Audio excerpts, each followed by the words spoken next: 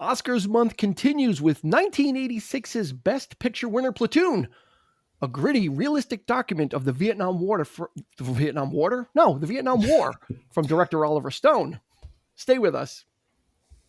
Welcome, friends, to the 3324 podcast, home of the Vietnam Water as well. We can bottle that, Eric, and start selling it. I would buy that. Don't drink that. You're going to get malaria. That's right. You get malaria. Guaranteed to get malaria. The best opening ever.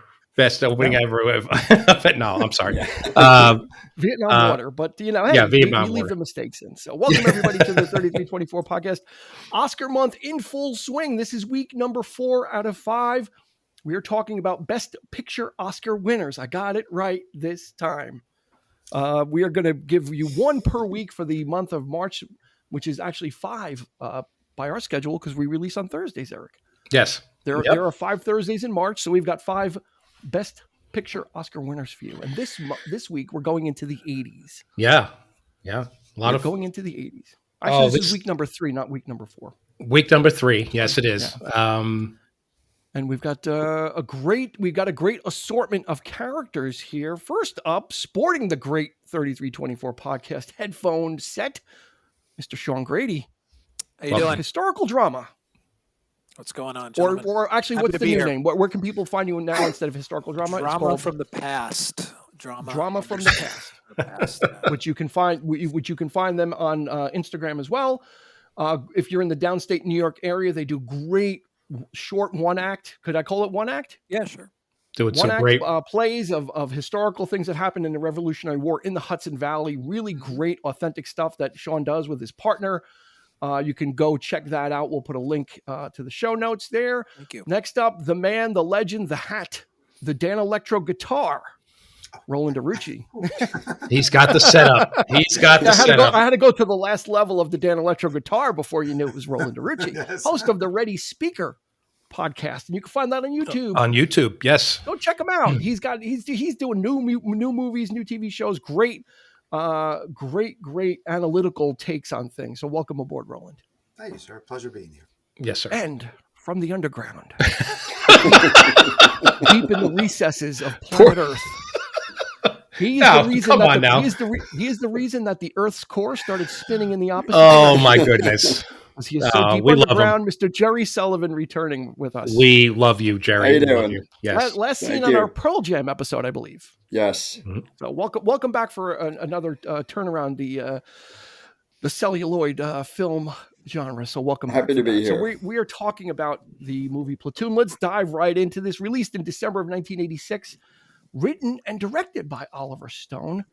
A little $6 million budget. He had some issues. I mean, he was having trouble getting this financed. He was he was a screenwriter. He had to kind of play the game a little bit. He had to write some screenplays and try and parlay a deal to get Platoon attached to one of his screenplays in order to get it made. Because people, thought that, Apocalypse Now and The Deer Hunter had said it all for Vietnam.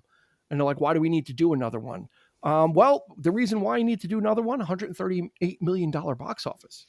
Yeah. On a $6 million budget. That's why you need to do another one. Not only that, but he was the first of a trilogy of Vietnam films that he would do. Yeah. He would revisit this genre a couple of times. Actually, you could even make a case that there's 4 movies. Mm-hmm. Well, yeah. If you wanted to. If you want. 7 Oscar nominations, and it won 4, right? It won for Best Picture and Director, which is why we're doing it. Best Editing, and of course, Roland's favorite category, Best Sound. He's a sound guy. He loves that sound design. That's his. So do I, Roland. His peccadillo. So I'm when I saw that it won Best Sound, I'm like, we got Roland on for this episode. We got the right guy. he's with us on this one. There was 2 other nominations. There was 2 Best Supporting Actor nominations for Tom Berenger and Willem Dafoe. So. Mm-hmm. They may have split. Sean, do you think maybe they split the nomination? But by nominating both, do you think that split the category on them? I mean, they've had that before where somebody's won, right? Where they split the category. Well, 2 from the same film though kind of makes it hard to when you've got 2 knockout performances. Yeah. In one film, you're kind of splitting the ballot, right? You're asking people to choose the best from one film, which kind of makes it a little bit harder, don't you think? I guess. Yeah, I guess you have a point. Right? I mean, what I, would you if that? Okay, well, if that was, let's go there. If that I was, think we'll it's go meta. around. I think it's they definitely knew what they were doing. Being that the two characters are at odds in the film, now they're competing against each other for Well, best. let's You go know, around then, Sean. Who do you think would have or should have won that between the two? We'll start there since they're like the premier guys in the film. That's. Yeah, I mean, see? I like both performances. It's a tough one. I really do. yeah. But I guess what camp would I find myself in? I Yes. think Who would you be hanging out with? Yes. see, there's reasons Would you why be I'd with hang out Would with you be with one. Bunny and listening to Okie from Muskogee, or would you be in the underworld? See that I wouldn't be down with the whole, with the whole the drug scene. That wouldn't be me. Yeah. But I like Elias better. But if I could just Okay. be Yeah. on the fringe Elias. of that, I would go with Okay, Elias. we'll go with Elias. Roland, Team what do you got? What do I have? Okay, Tom Berenger or Willem Dafoe I will taking say, the Team Elias or Team Barnes? I think Team Barnes for Yeah. me. I just think there's more involved in that character than Elias. Elias is pretty much on. It's all out there. He's fully formed. He's fully vetted. I don't know enough about Barnes, so that's why I found them a little bit more interesting at times. Yeah. Interesting. Th- Jerry? That's just my No, perspective. good. Look at the character. Yeah, no, you got it. You have a point, but I could. Yeah, but I think Elias left us wanting more. I think I was left wanting to hang out with him more. Because we actually saw probably a lot more of Barnes. He just doesn't reveal much. To your point. Yeah. And yeah, we get a lot from Elias quickly on, but his screen time I think might be a little bit shorter too. I mean, there's really that just one major scene when they're looking up at the stars, Right. where he gets any exposition. When he says we're going to lose this war, and he kind of gives you his beliefs. Yeah. Barnes doesn't particularly state that, although he kind of alludes to it. Jerry, what do you got? Who are you picking? If I was there, I'm with Elias. I'm going in the underground. Yeah. I'm having fun.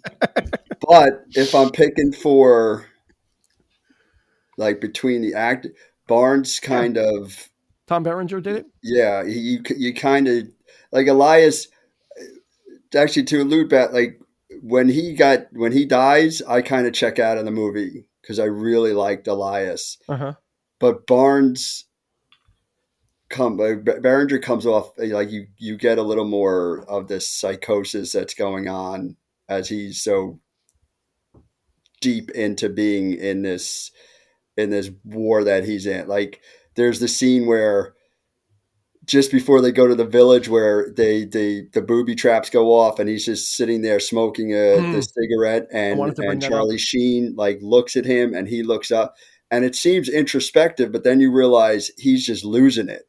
Mm-hmm. And that's where and you can kind of like, I almost believe Berenger more that he really was as crazy as he eventually comes, like to the point that, I mean, he basically hunts down Elias. Well, I mean, you say you call it psychosis. Is it just in his way, the way he justifies it and the way he's fighting a war that he understands? It almost seems like he's enlightened on a different level, that there are things that need to be done. They may not be pleasant because after Elias gets killed, he comes down to the underworld to kind of, because they were talking about, we should kill him. We should do that. And he comes down and he goes, you guys talk about reality. He goes, I am reality, right? Which one of the best lines from the film. He's like, I am reality, meaning I am the ugliness of this thing, and I embrace it. It's ugly, it's disgusting. I do horrible things, but I am the walking reality of what the war is. Eric, who do you think between the two? I'm split in the middle because both split. You got to go with one. You got to match with one.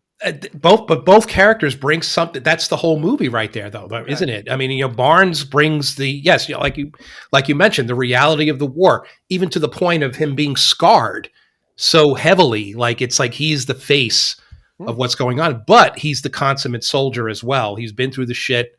He's there, and there are things that he believes in that, frankly, from a military point of view, he feels like he's doing the right thing. Elias is more on the other side of things, where it's just like, he's a loose cannon. He's going off and doing his own thing, which is what Barnes hates about him. It's like they're both equal in in rank, but this guy is like, I don't like this guy because he's not regulation. He's not, he's doing things like, going off on his own thing and prompting the men to just like be as, so I understand both points of view. That's what makes the movie from an acting point, though. Who's going to take my God, I mean, they're both equal. They're just equal in my. I'm sorry. I'm a Libra. I have to. I'm all about balance, right? I'm all about It's just. I would go with, and that's why neither one won. Yeah. From a performance standpoint, from an acting standpoint, I would probably go with Willem Dafoe, only because he had to strike that balance of someone who's in war during wartime and takes it seriously, because he knows that he's not like a joker walking around, everything's a joke. He understands that there's time when you have to kill people, you have to shoot people, we have a job to do. But he also cares for the men, and there's that kind of also that father figure of, if these guys had a little bit more time for training, we wouldn't have the casualties. Where on Barnes' side is, those are the guys that should be killed first because they don't know anything, right? Like there was two kind of opposite sides to think about. The new guys, which is Charlie Sheen's character coming into this, is they have no value because they don't know anything. And it's almost like a paradox, because, Barnes is like, well, you don't know anything, so we're not going to show you anything because we're not going to waste our time. And Elias says they don't know anything because we're not going to show them anything, so they're going to die. Yeah. Well, Elias, I mean, he takes the risks, though, doesn't he? Yeah. Right? You see him going into the bunker. He's the first one in. He knows. He's the tunnel rat. Yeah, he knows the danger. He's all in. The job, doing the job. But like you say, I'm he sorry. Also seems to have the most, or he's got the experience. He understands that just before he gets killed, one of the reasons he wants to split off is because he's been through that exact scenario, and he sees a different way of getting his guys home safe, because he has to make the other thing. Like, those two are, I think they're lifers. They're in it.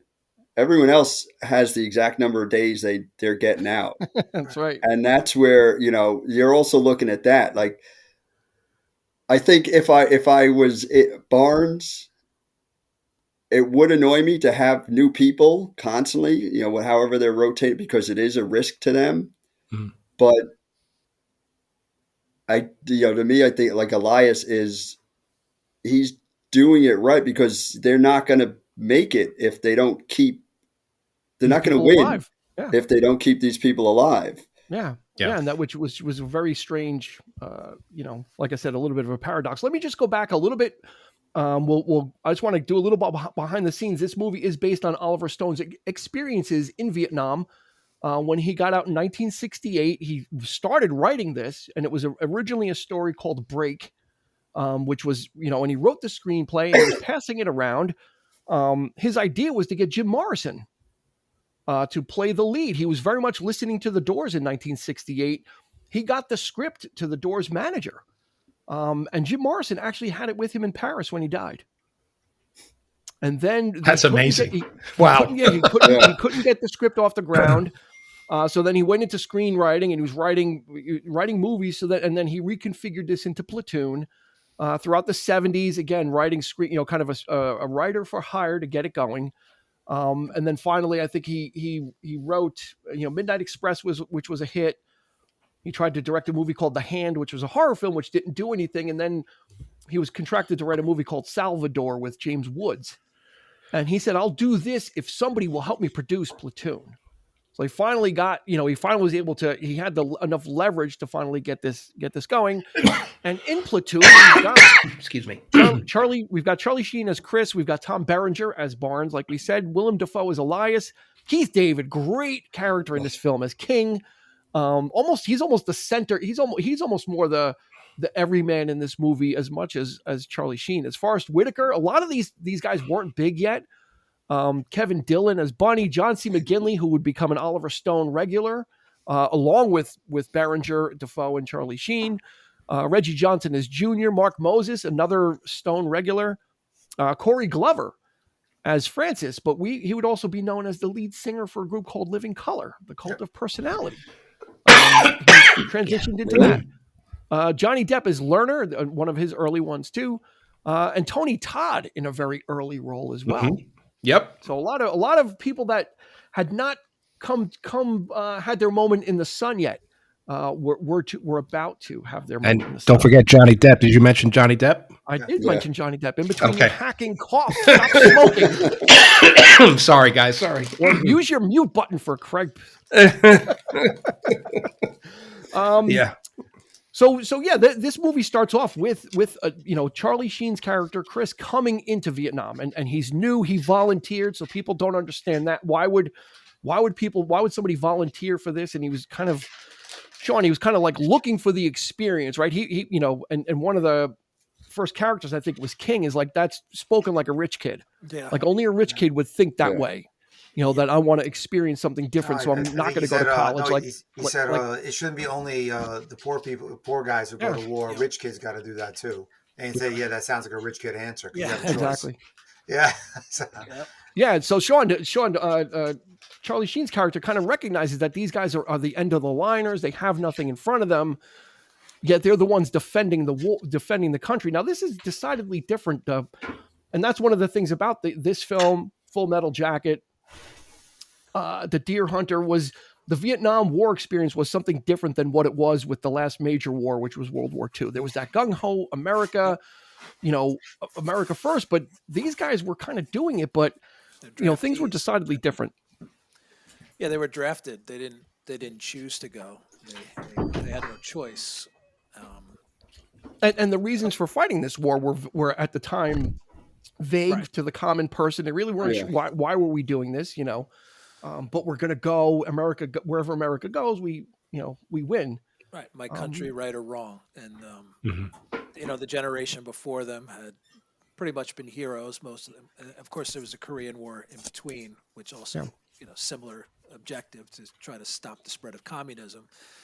And, I was looking into this, and, Stone had said that I guess he bases Chris on himself because he volunteers himself to kind of get away from New York and kind of get away and put himself out there in this experience and looking for a sense of, I guess, belonging.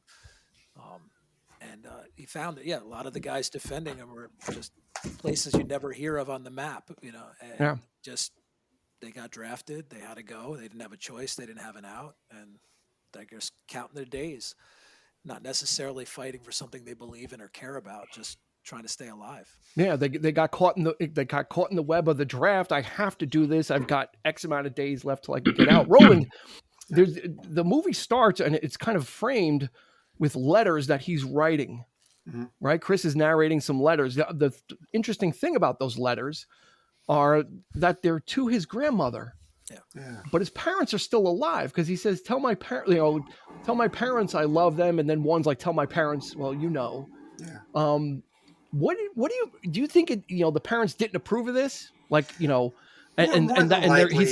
think I got the sense of an estrangement there.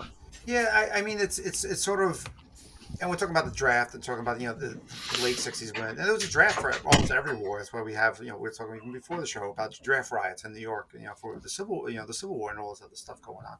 So there's always been drafts, but this is the first time there was they enabled certain outs that extended to certain communities, and when you didn't take that leverage point, families felt like, hey, you screwed up. Like, what are you doing? Mm-hmm. And I could totally see his character as someone saying, well, I'm not going to take this. I mean, he states it pretty much. I'm not taking that leverage point to go over. And this is, if timeline wise, this is probably right after, was it CBS or ABC that did the journalist that went around with the platoons out there and saw the town burnings, and that's what really shifted the American people against, because actually they were pro-Vietnam when it started, and they were right at that point. That's when it really shifted.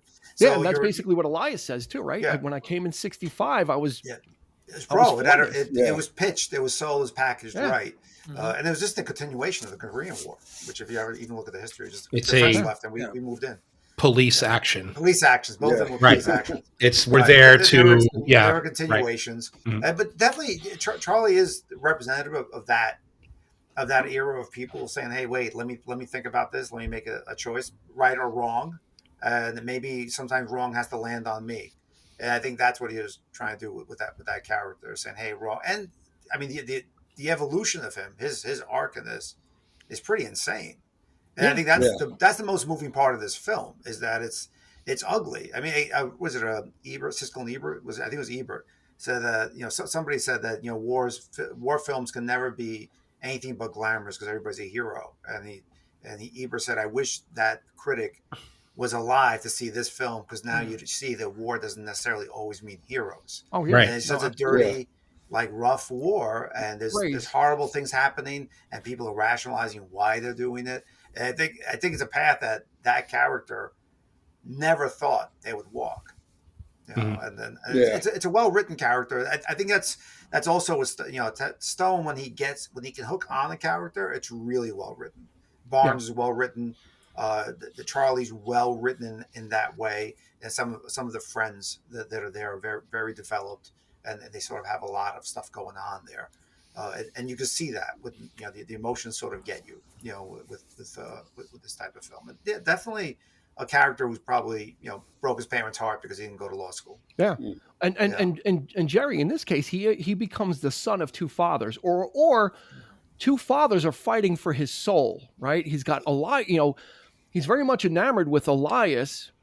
But he also understands in the beginning Barnes. He understands that that you need to have some level of discipline, and how Barnes was able to see the bunker when they were together. It's like, there's a bunker right there. So he's learning from Barnes really how to be a soldier, but he's learning from Elias kind of how to be a human and how to have compassion throughout this, right? Because they're both devoid of Elias is devoid of that absolute monster killer instinct, and Barnes is devoid of that compassion.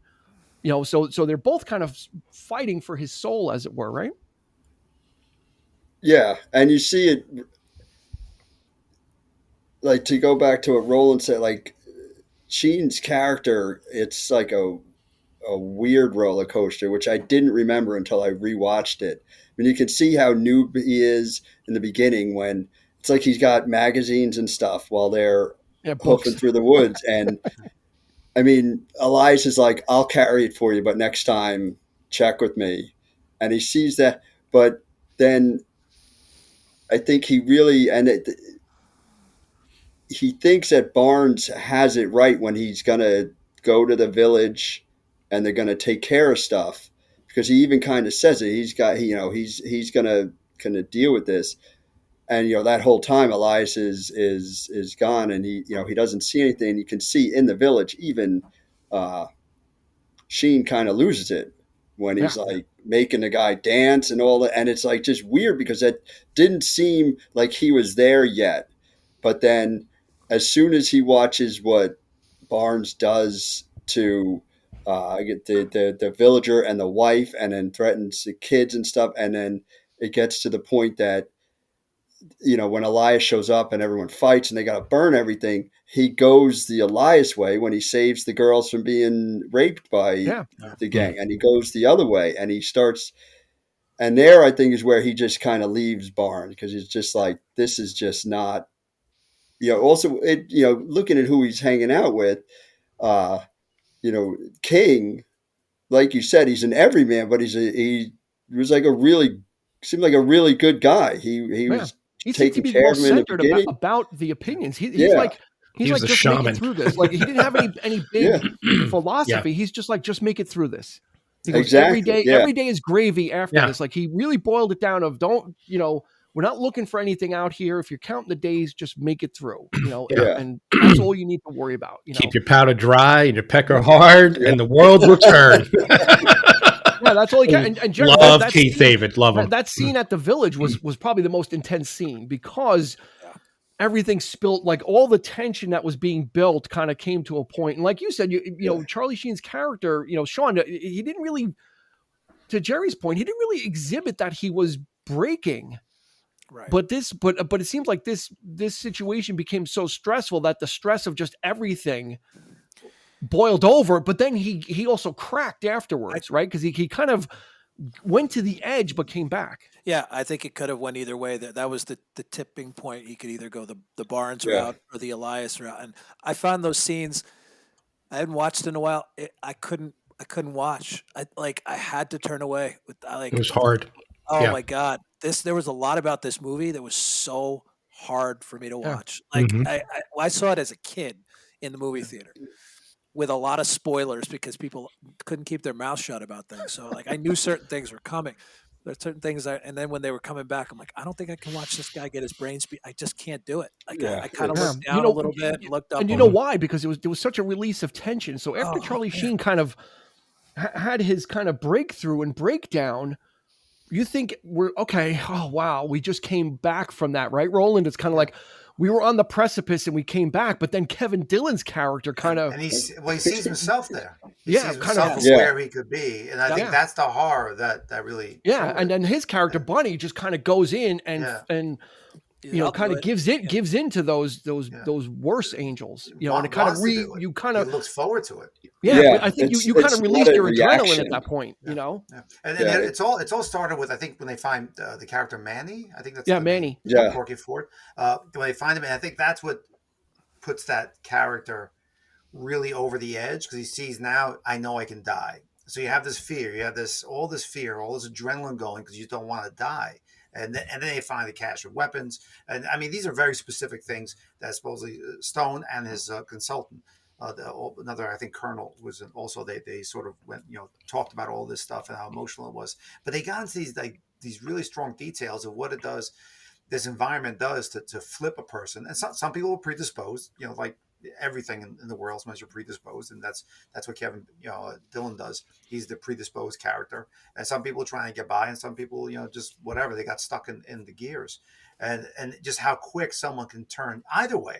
It can go from, you have that moment of realization you don't want to be the devil, and sometimes hey, being the devil ain't that bad, and so how quick it goes. And you've seen that I actually had really, really tough time with the village scene as well. I was sitting there with my son, and I said, okay, I saw this when I was a kid. I know you're a lot older, and I don't know why I saw this when I was a kid, but this is going to be a rough scene. I just remember saying, it is. It's totally different watching it this time. It's still Yeah. powerful. Because It's now you have powerful. weight. You have the weight of life experiences and how you value life. And As when a- you look at it, you're like, this is horrific. Yeah. It's horrific. Yeah, It's real. it's Yeah. when I didn't see it in the theater. I actually saw it after I had played the Platoon video game. Okay. On the NES. Which was insane because there was one scene where if you didn't have a map, you would just wander for hours. It was a pain in the ass.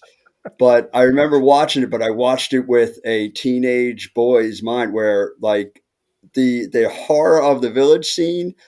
I mean, I knew that it was bad, but it didn't have the effect on me like it did. When I watched it now, I was like, what the hell were we thinking? And I can see people like you said, Roll. I could see people flipping to that side. Bunny was a little nuts because he didn't react.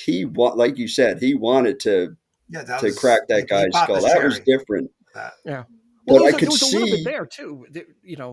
There's the mob mentality because Elias wasn't there as the balance. yes, All of Barnes' sycophants were there. Yeah, but everybody was a tough guy. Around Barnes, burn it down. Like the blood and trying to play a tough soul. Like no one, Barnes didn't respect any of those guys. Least of all O'Neill or Red. Right, Eric? Yes.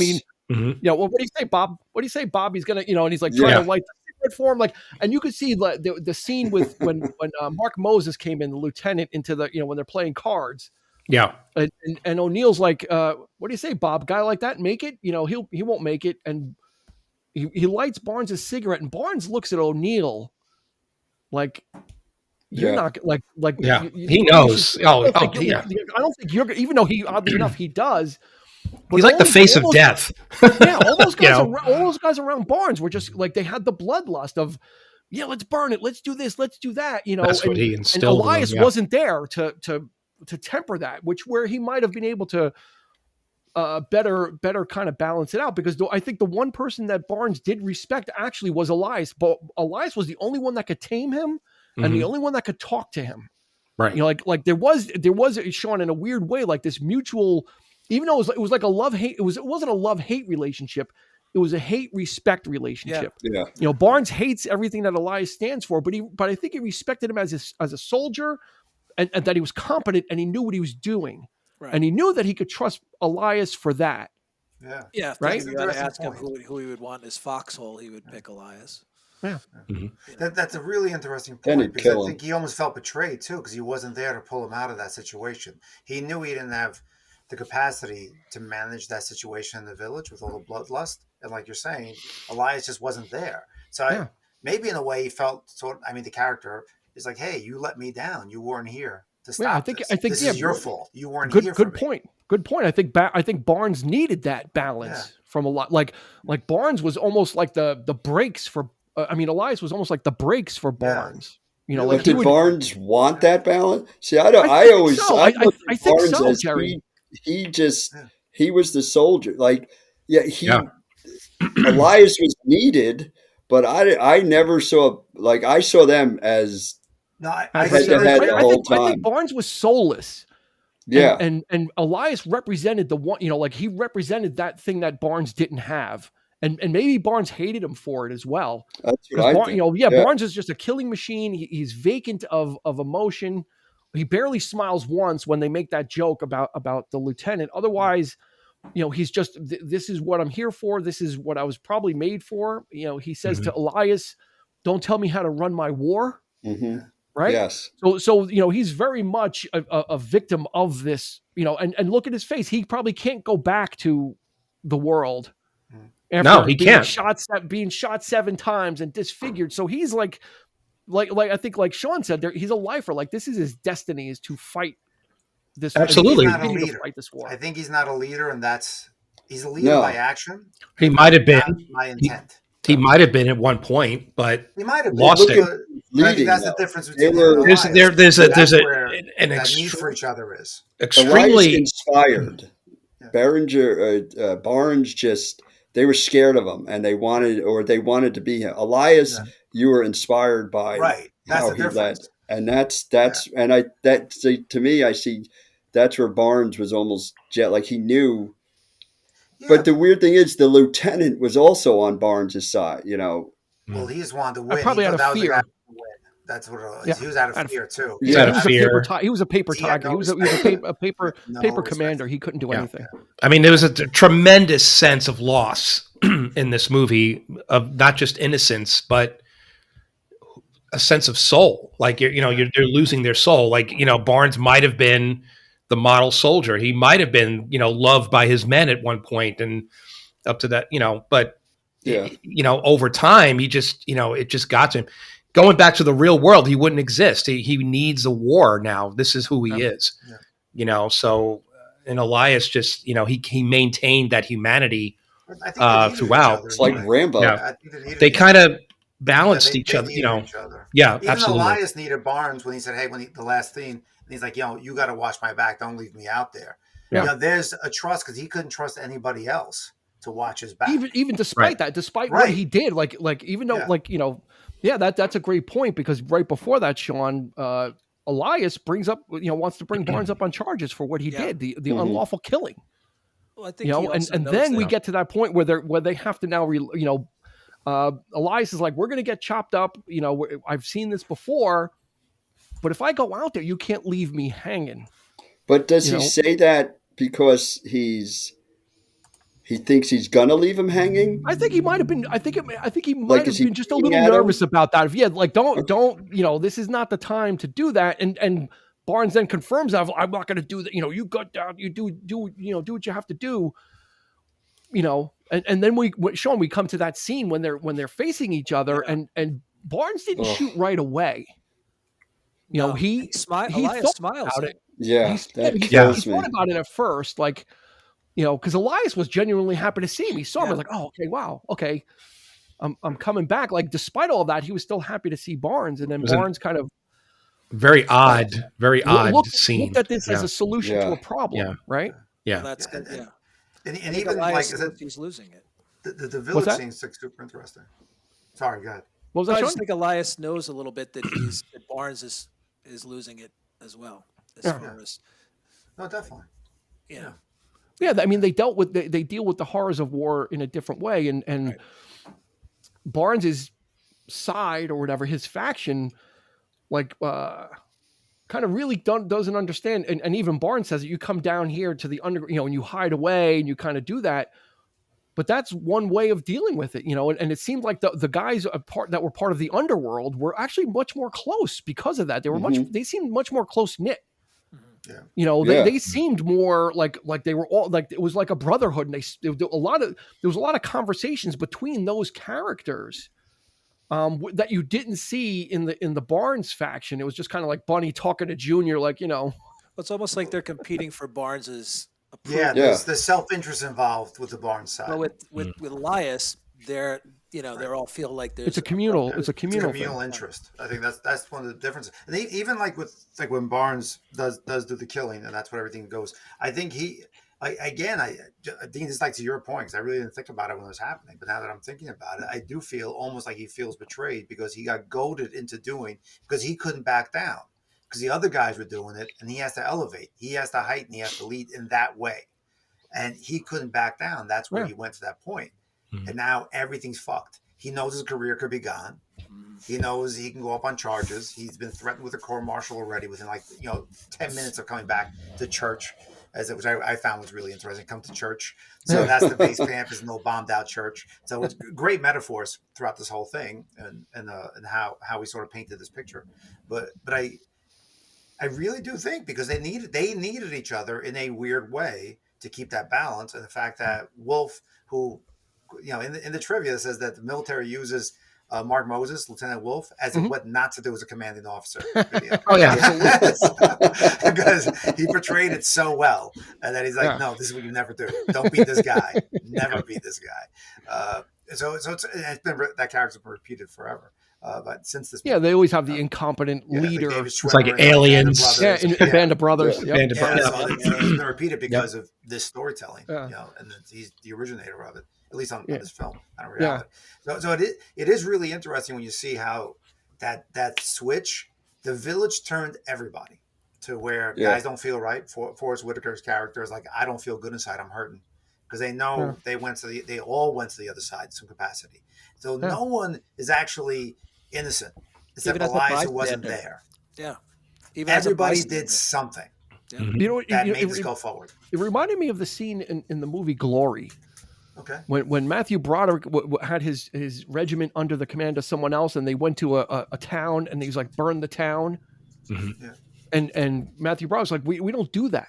Like, that's not what we do here. And he's like, and the commander's like, I'll take your regiment away from you, and you'll have nothing if you don't burn the town. And they were forced to burn the town. That wasn't part of the Articles of War. It was against what they were supposed to do.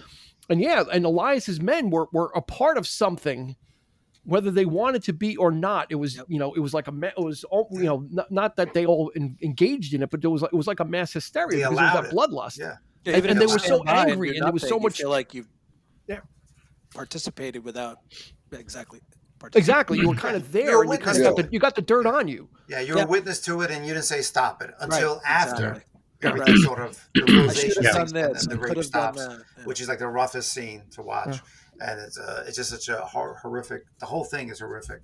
Yep. I mean, watching them walk away with the certain people with kids on their shoulder, like it looked almost like this is a fun time. The kid was on his shoulders with the helmet on, like dad.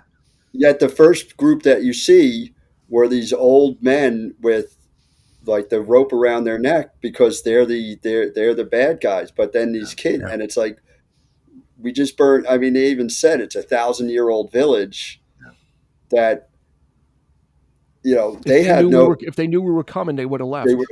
And they also had, if you're going to believe, they had no control. The Vietnam, they would walk in and they would bully them and leave the weapons and all. Like they just want to farm in a jungle. That's all they want. But it was just it's an odd they were thing. caught. They were caught in the middle, according to them. They were like, Yeah. "Well, we're pawns. We're in the pawns in the middle. We don't want these guys coming in here, but they're making us.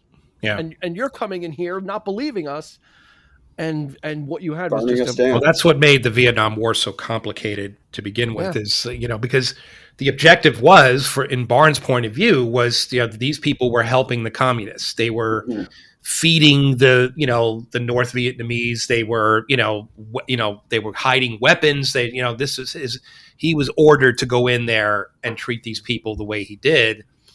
That was the objective. That was the mission.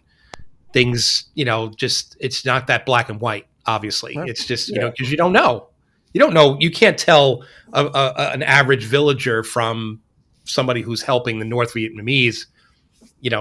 Especially if you don't even understand the language. Yeah. Right? You got one translator in the unit, and that's Johnny Depp. And Lerner. Yeah. And he supposedly had a much bigger part in the film, which I would have liked to have seen him like in more scenes, like translating this kind of stuff. But it's like and how is Captain Jack Sparrow supposed to translate when he's drunk half the time? Yeah. No, Sean, that one didn't land. Well, no, sure. Drink it. Come on. I'll tell you, not a little levity in this heavy subject. I know it's very heavy. If you do want to get into like a good read actually about this period, only because I studied a lot of this in college, the propaganda and Vietnam War and everything. There's a great book, Dispatches by Michael Hare, and he was a journalist who actually followed Platoon. How do you spell the last name? Wrote about Victor Prince. H-E-R-R. Michael Hare. Dispatches. It's on Amazon. I actually just ordered it for my son because he's so interested in it. Okay. Yeah. But it's actually a super interesting book. But this is the dilemma of war being reevaluated, and a lot of people, it's hard to find that balance of everybody at war is a hero, and if I think the honesty that Stone did to this is really what got him the award. Is it the best pacing? Probably not. It's good for that era. The sound, honestly, is really okay. I found 3 bad sound edits, by the way. Take that Oscar away. That Oscar away. But the fact that it was in a live environment, that it actually sounded, real in a live environment. They didn't overdub it. The explosions were practical explosives. The scene, I know we usually say at the end, was your favorite scene, but yet them walking out of that village in that moment, that portrait of the vanquished, of being vanquished, is very biblical. It's very, almost Christian, of like, what's the Christian thing to do? And, these guys aren't saviors. It was almost like an Exodus. It's an Exodus. Yeah. It is an Exodus. So it's a beautifully painted film. So, I mean, I think it's probably his best, in my opinion. This is the one that always moves me the most. I think the message isn't slamming at me. It isn't swinging at me, but it's very much in things that have been lived. And he sort of just brings it forward. I think the cast did a great job doing it. So you have Berenger, you have, Willem Dafoe, all these people, even people just starting, and you can feel their pain. I think we need to give props to them. I think we need to give props. We spent a lot of time talking about which this movie is about. Yeah. Is about one, the battle for one soldier's soul, literally. But a lot of these other characters on both sides help to fill in. Yeah. Like I said, mostly the underground people like King. And Lerner and Manny and Junior on the other side, like they're the guys that have been there throughout this, and they know that this is like bullshit. Like, King's got the case of beer. He's like, oh, we're going to go drink. And then, O'Neill comes and takes it. And then the next thing they're doing, they're emptying the latrines. Yeah. And he's like, this is bullshit. But his attitude stays the same though. He's kind of like, you know what? We just got to get through it. Shitty things are going to happen. Yeah, because he knows his place. As long as we can stay alive, as long as we stay alive, that's the end goal. I think that these guys were trained together by an actual, they were for like 2 weeks, I think. Yeah, Dale Dye. Dale Dye with the most. He's in the film. He can, and they've developed a camaraderie, and I love the fact that they shot it for the most part chronologically, and as guys died, they left. They were gone, and they felt the loss. They felt that loss of that person being gone. I thought that was very cool. I think that comes out in their performances. I think that made he worked on Private Ryan too. He worked with the guys on that film. He did all those. Dale Dye is like the go-to consultant. Yeah, it's an interesting piece, and even the way they break down the characters, the underground. You know more about the characters than the people who are following Barnes, because their only intent is to make Barnes happy. That's right. So whereas the Yeah, but guys in even- the underground, they just Yeah, wanna but be even close so, to him. though, about They're home. more Yeah. interesting. but you notice Underground is though, more interesting. it's more interesting. But you notice the guys under Barnes, they're kind of like the guy. He's like, what's his name, Junior, right? Yeah. He's like, he sprays the mosquito, repellent on his foot. Like they're looking to get out of that as well, because they realize after a time that Barnes is, Well, yeah, but O'Neill you know, hiding under a body. O'Neill, Yeah. right? O'Neill is like looking And at And like then saying they all Not I've had it. guys. and Barnes I got is a like, really bad no, feeling about this one, I Bob. I can't. got a No, really bad feeling. I can't let you. No, I can't. I need every guy, and Yeah. he's like, and he realizes that Barnes is just, he's too intense. Your He's too. fodder. Yeah, and you know what? And you know what it is? I have a feeling that O'Neill was doing all that ass kissing, Yes. so he'd be able to that take that moment. 3-day Yeah. furlough. Yeah. And like lighting his light, doing it like up his ass. Hey, What do you Bob. say, Yeah. Bob? Hey, What Bob. do you think about that, Bob? Yeah. And he's like, and he goes, I'm just asking. I never asked you for anything. I'm asking you for this one thing. I got a bad feeling about this. I got a really bad feeling. Yeah. You're like, you can see he's breaking down. Like these guys have had it. Yeah. And, had it. and he's like, no, Yeah. I need you.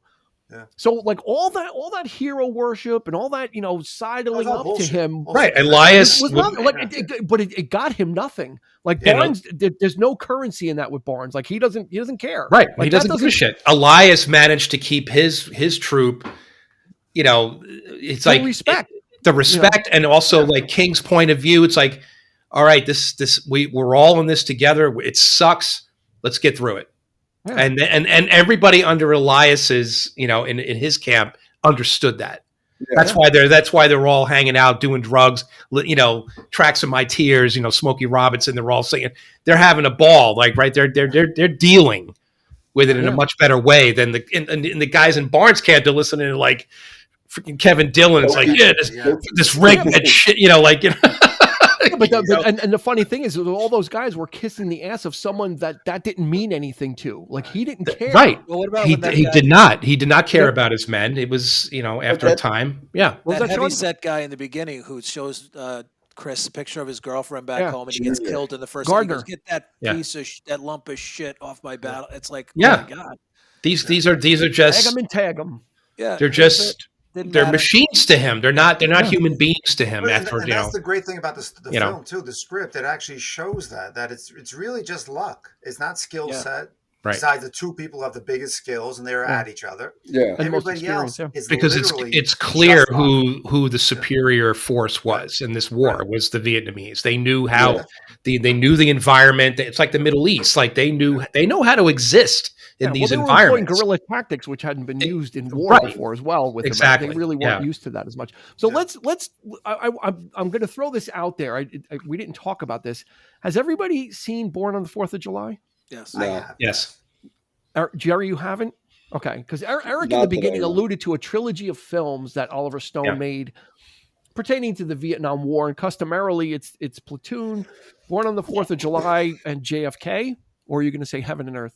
Heaven and Earth was the Heaven and third. Earth. You in could the say trilogy. JFK. You could even throw The Doors in there as an adjunct.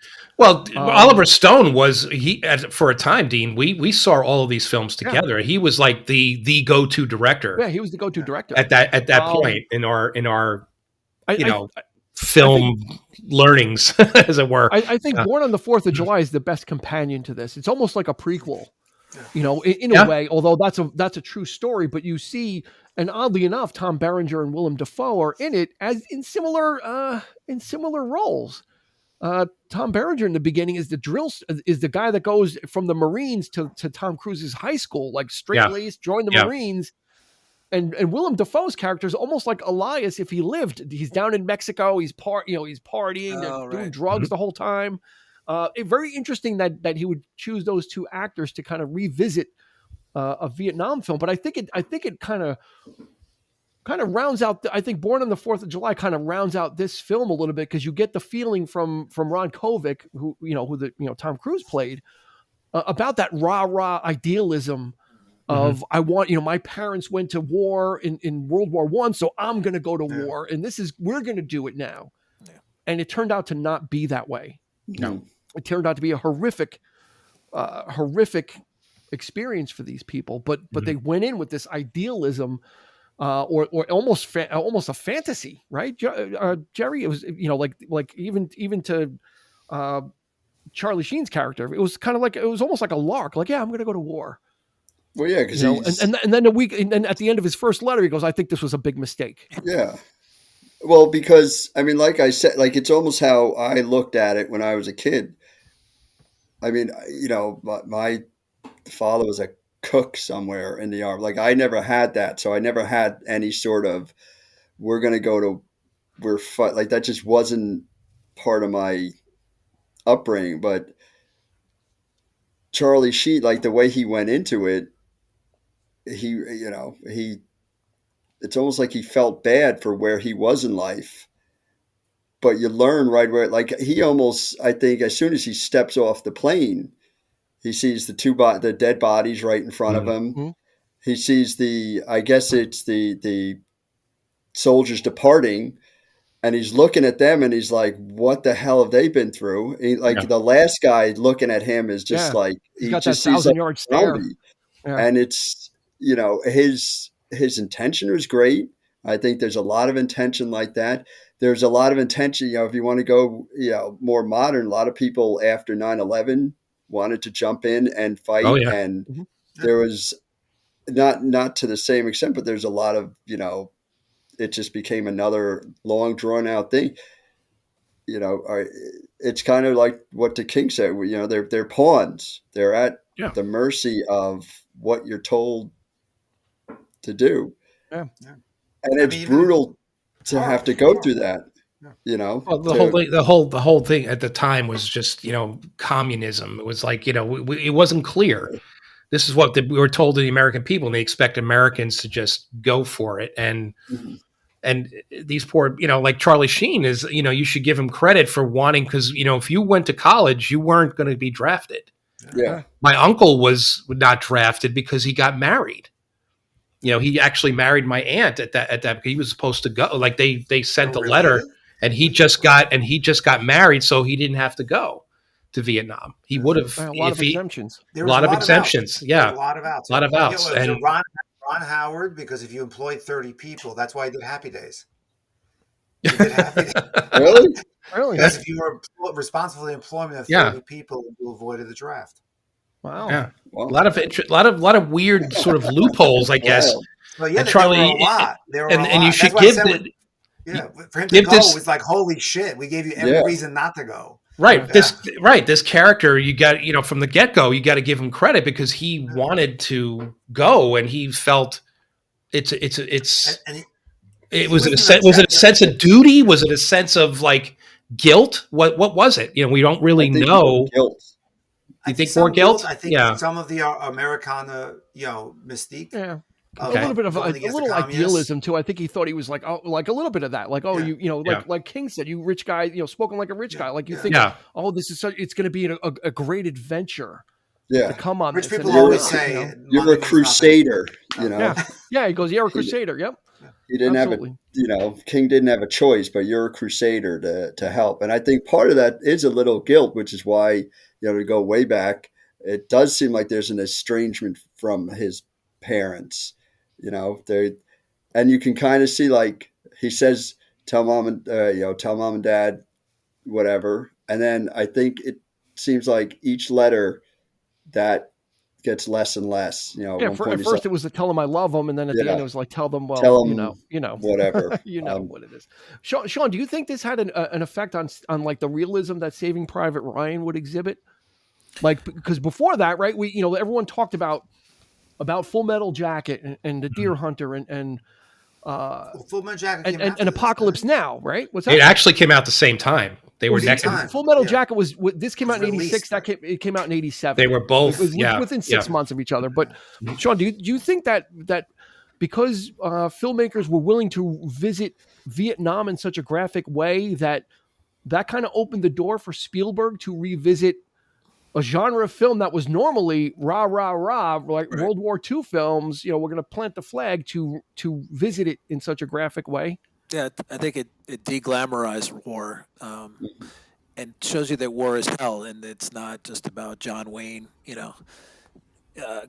beating up the bad, taking out the bad guys and The cavalry. cavalry. Yeah, it definitely showed you that war is hell, battle is confusion. It's not all valor.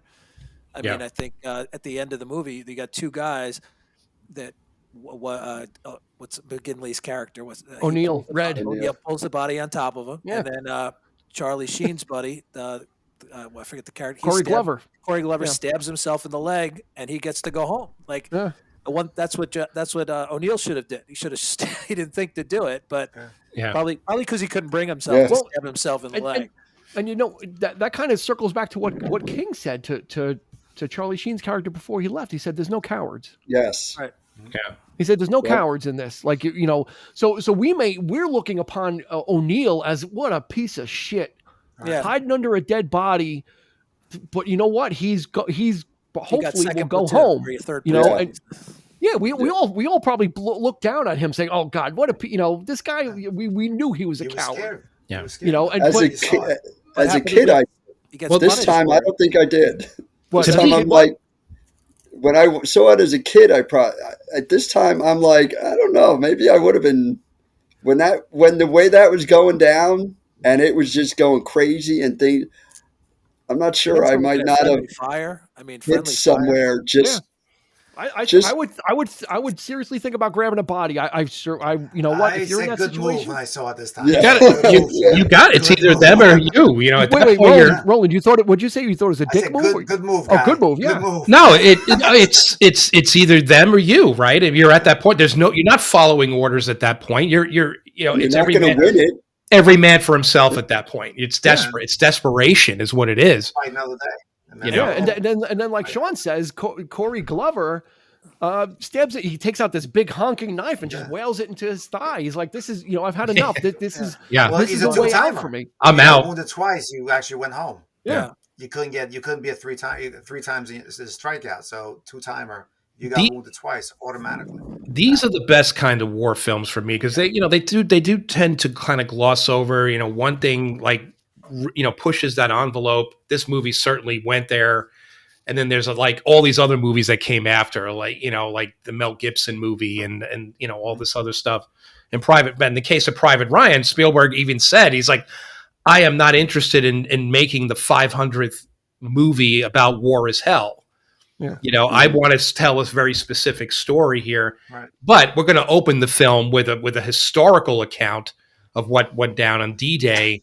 But the rest of the film, it converts into this really personal story like this, and I love that. I love the fact that they, there was both in that aspect, so these are the best kinds of, like the movies that depict like the actual battles over time. I was never interested in that stuff. I was never interested in Midway or The Longest Day, movies like that. I was always interested in the smaller scale stories, like the more human aspects, in Apocalypse Now, that was my experience as a kid, seeing it being slightly, I was only like 10 or 11 years old when I saw that movie, and I hated it. And when I first saw it, I absolutely despised that movie because I didn't know what the hell, because it was unlike, at that point, it was unlike I had anything that I had seen in a war film. It was typically the hero. It was typically, the good guys, whatever. This was just complete insanity. And the fact that they adapted Heart of Darkness as the premise of this movie, of course, I gained much more appreciation for it over time. But that was like it's just, that says it all. It's just insanity. War is just insane, no matter what war it is. So that kind of set the bar, and then Platoon just furthered that along by getting into the trenches and getting that gritty and being and experiencing like Oliver Stone to what he went through and that kind of thing. So it made it more personal. I think Full Metal Jacket, I saw that in the theater. Me too. And that movie is really now, unfortunately, it's only known for Vincent D'Onofrio's performance at this point. Like it's known for the first third of the film. Yeah. Everybody, R. Lee Ermey was incredible. Vincent D'Onofrio was intense, but everybody else like forgets that's a very small part of the film. Yeah.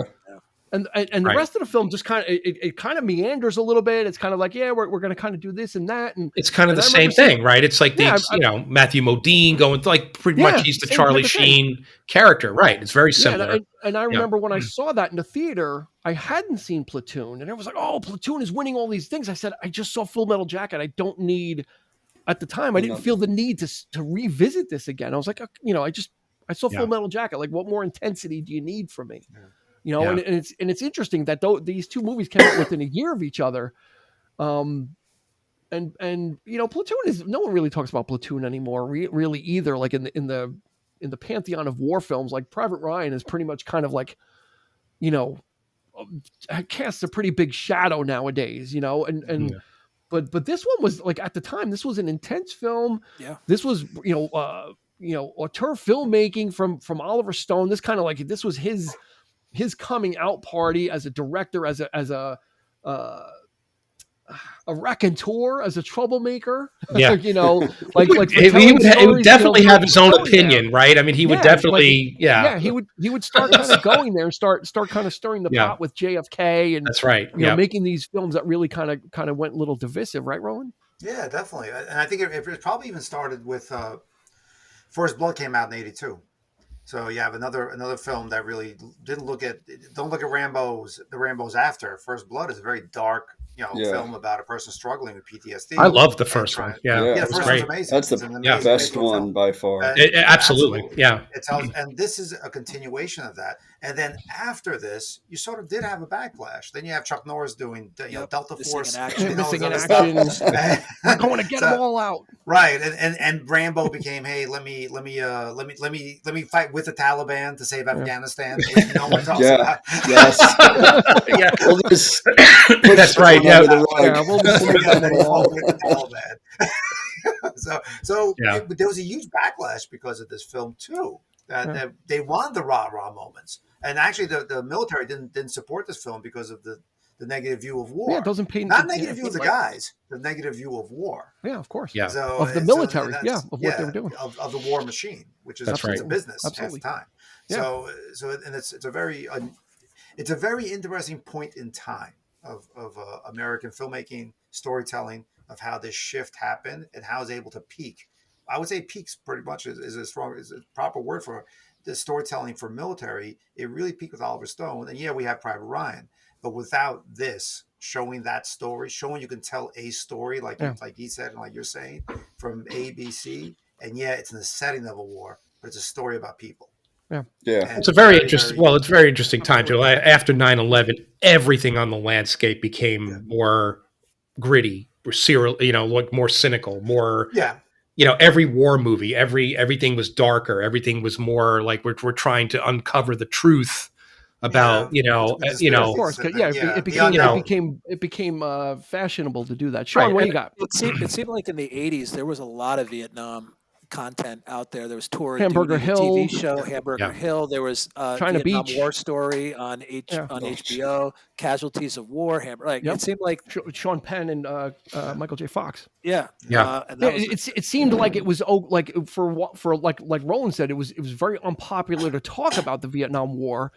And actually, when these films were made, the Vietnam War wasn't that far from being over. It wasn't, if you recall though, during World War II, they were making the films were more propaganda pieces of here's our fighting boys, and they're going to get them. And the Vietnam War wasn't. It was more of an embarrassment, and kind of we need to back slowly out of this if we can. To your point, Dean, like I think about it, I'm like when Platoon is out, there's veterans that could be in the theater. They're in their late 30s and like older than we are. I could like and I thought it was so long ago when I saw it, and now it's Platoon came out longer ago than when I was watching the movie when the war ended. I remember when veterans came home. I remember the news reports when the war ended. That's how recent it was. I was So to Sean's point, you could be watching Platoon and still be in your mid to late 30s. Yes. Yeah. As a veteran. Yeah. Whereas Saving Private Ryan, there wasn't a whole lot of veterans. By the time they got to that gritty realism of when veterans saw it and they're like, oh my God, this is, I'm having kind of a reaction to this because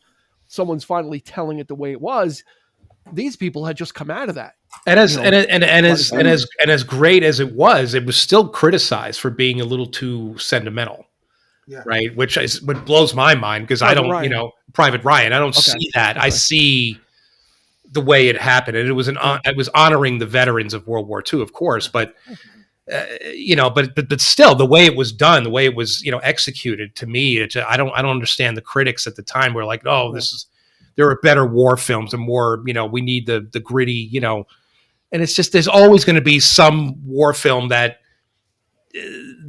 going to, that somebody's going to say that this was better than Platoon, or go back and look at the works of Sam Fuller, like Metal. There was The Helmet. I think there's a movie called The Helmet, which was like this real sort of gritty kind of thing, and it was like that was the Platoon of its time, because it was so different. Even the original All Quiet on the Western Front. Right, exactly. Very so intense. Very intense. Yeah. So he's certainly not the first, but again, to revisit a very touchy war, as it were, was something that, but by winning the Best Director and Best Picture, it put it out there finally. Of course, it put the plight of these veterans and their experiences. It put it finally front and center that these were legitimate soldiers. They were legitimate because there was always that fight of them coming home and being picketed against. So what do you got, Roland? I think also with this film, he and this is probably why people get upset about it. He showed them as human beings with flaws, that they weren't certain about what they were doing. And it was a representation of the war. They weren't certain because probably the government wasn't certain. That message wasn't landing right. I mean, their own commander napalmed them. Said, my choice, burn the whole shit down. Yep. And that's what they were. So I think that's the difference with this film. That's really, war. That's the depiction. That's the reality of war. Reality of war. Exactly. Right. Exactly. And Charlie Sheen's character says it as much in the beginning. He goes, I have no idea what I'm doing. Yeah. Right. So, right. He says, I don't know what I'm doing. That thread stays solid through the whole storytelling. Again, why a script wins, why a director wins. Yeah. It's the story, it dug its heels in and it actually tells that story. And even now revisiting it in from 86, that still holds up is kind of crazy. Yeah. That you would think of a film that can sort of give that message and it's still relevant in a lot of ways. Like we're all discussing these things. We're discussing because we're not from the Vietnam War, but we have experiences with the wars that happen around us and other tragedies. And the fact that it's still pulling at us is really a testament to the director and the storytelling and the actors who brought these characters to life and even sabotaging themselves to go home. Fuck it, I'd go home. I get desperate. Sean, what do you got? Well, I was listening to Oliver Stone in a couple of interviews when I was preparing for this, and he said that the character of Elias was actually based on a real guy who was killed in friendly fire. And he said that 10 to 15% of the deaths in Vietnam were likely caused by friendly fire mistakes. Like you said, they napalm their own guys. It just you're trying to make decisions under fire, literally under fire, and sometimes you make the wrong one, and sometimes you fire at something that you shouldn't have fired at, and you hit your own. It's terrible. It's just, and that Platoon captures that people we're humans fighting war are going to make mistakes. It's going to cost human lives. Or people that weren't meant to fight. Right, that lieutenant was ordering the shelling. Yeah, the Dale comes over. He goes, "What the hell are you doing? Do you even know what coordinates are you getting?"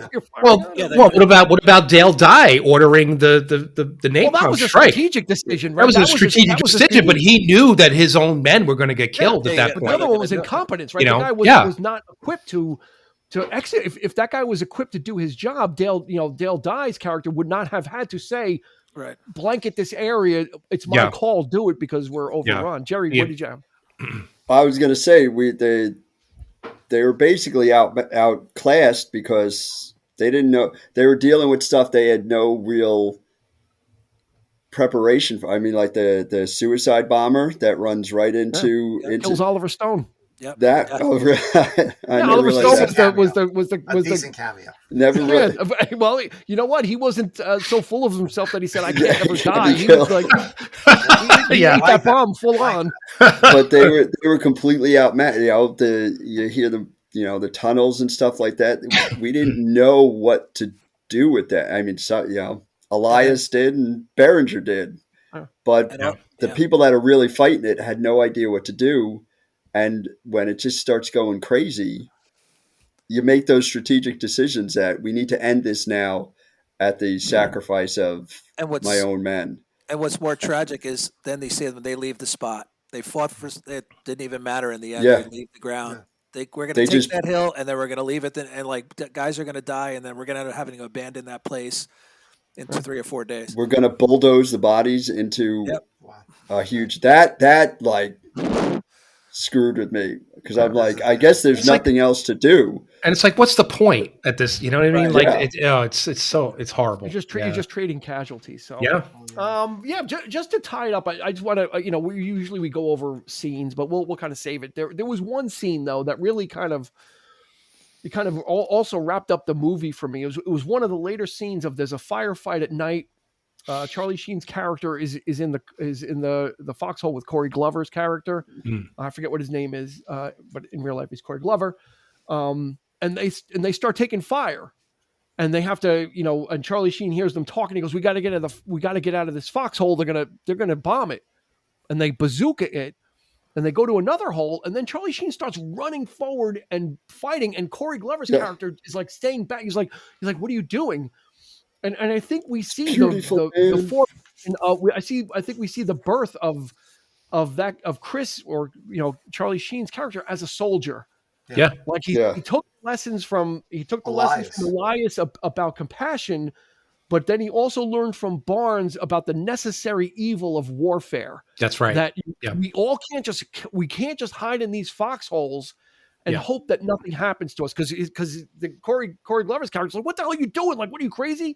And he went out there and just like Barnes did, he's just like mowing people down because at some point if you don't, it's going to happen to you. And at some point, unfortunately, in a war, you have to be proactive. At some point, you have to make that decision. And I think that's when he kind of emerged as the combination of the two characters because he still had the compassion, but still understood the necessary evil of the situation he was in and that he couldn't turn his back away from it. His physicality mimicked Elias, though. When he was running. He was very agile. When he was running, and he was wearing the bandana when he killed Barnes at the end. He was wearing a bandana, just like Elias. It was essentially Elias killing him at the very end because he was wearing bandana. He kind of had become that representation of Elias. So it's a lot of great stuff there. So anybody have any last thoughts? We'll go around. I'm easy. That's it. Just one thing, just based on what you had just said, I'm easy, Dean. Yes. But after he kills Barnes, then when he goes and he sits down, it's like he's shell shocked again. Yeah. I think it's the way. I think the release that this is over. Right, almost like that guy that was walking by him in the beginning. Right, it's kind of like because then but he kind of gives the fist to Rock. Like Rock's like, That you're And O'Neill is left holding the bag. He's like, "You're in charge of 30 now." He's like his face is like just a drop of like muscle. He's like, like that guy that it was almost like a Twilight Zone episode for him. It's almost like he's stepping out of himself, right? I mean, he, in the moment, the adrenaline is racing. He's doing what maybe he wasn't really realizing what he was doing, and then it just kind of sits in when he finally realizes what the hell did I just do? And that's hard to take. He is. Exactly. Absolutely. So it's probably the first time he was able to sit and relax. Sean, I'll just touch on it because it's an iconic scene. Is the Elias death scene? I remember hearing a long time that the detonations don't go off, and I love that they still keep it, even though it didn't work out with the blood spurting out of him. I still think it works without those detonations. Yeah, because he's kind of like motioning like you know what? Really. That was perfect, even though the blood doesn't come out of him. I like that they left it alone and they kept it. Probably more real. Exactly. Well, it was a great performance. Yeah, you don't want to reshoot that performance. No. If you got it, let it go. And that's the whole marketing campaign, isn't it? The poster of that's him, of Willem Dafoe. Christ-like pose, exactly. Sacrifice. All the iconography was there. Yeah. He as he falls, the chopper goes over. I mean, it's all there. So Oliver Stone knew what he was doing. You could tell that this was like probably, to Roland's point, probably his most passionate and personal work. Yeah. Right.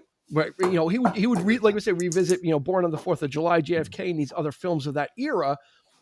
More historical documents, right? And informed by his personal experience, but Platoon is, Chris Taylor is him. And side note, Charlie Sheen and Tom Berenger would star in Major League together. Yeah. And Tom Berenger's character's name would be Taylor. You talk about Willem Dafoe being Christ, like he played Christ in Last Temptation. Yeah, Last Temptation. So there you go. Did you know that there's enough to go around. Did you know that he wanted Emilio Estevez in '83, but they couldn't get the funding, and by the time '86 rolled around, he thought he was too old. So Emilio Estevez was one of his earlier choices. That was the first person casting that. Yeah. When you first see Charlie Sheen, man, he looks exactly like his father in Apocalypse Now. He looks like those opening the grimaces that he makes, like those opening shots of him. Yeah. He looks just like his father. I'm sure that doesn't hurt if you've got Martin Sheen that did Apocalypse Now. You're going to get his son. Yeah, it's almost like Vietnam film that kind of resembles him. On the set. Sure exactly, it's almost bookending each other. It's like I don't think it's a coincidence that I think Charlie Sheen changed his name because it was Carlos. Carlos Estevez before this. But once he started once he got into this movie, he changed it to Charlie Sheen. So that's because Martin Sheen's real name is Ramon Estevez.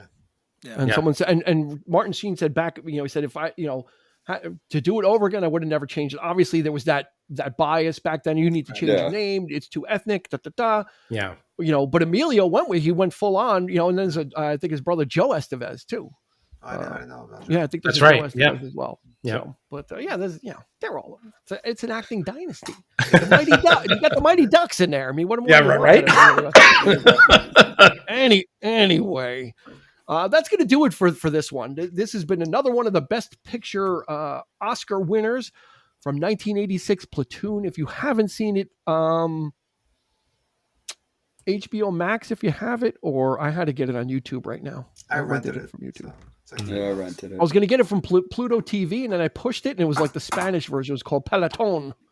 I'm like, okay. I was gonna watch it on Hulu. It was supposed, and I went to watch it, and it's connected to HBO, which I just got rid of. I'm like, damn it! Get your free trial. I'm like, nah. So I had to say that's why physical media, man. If you got them, smoke them, man.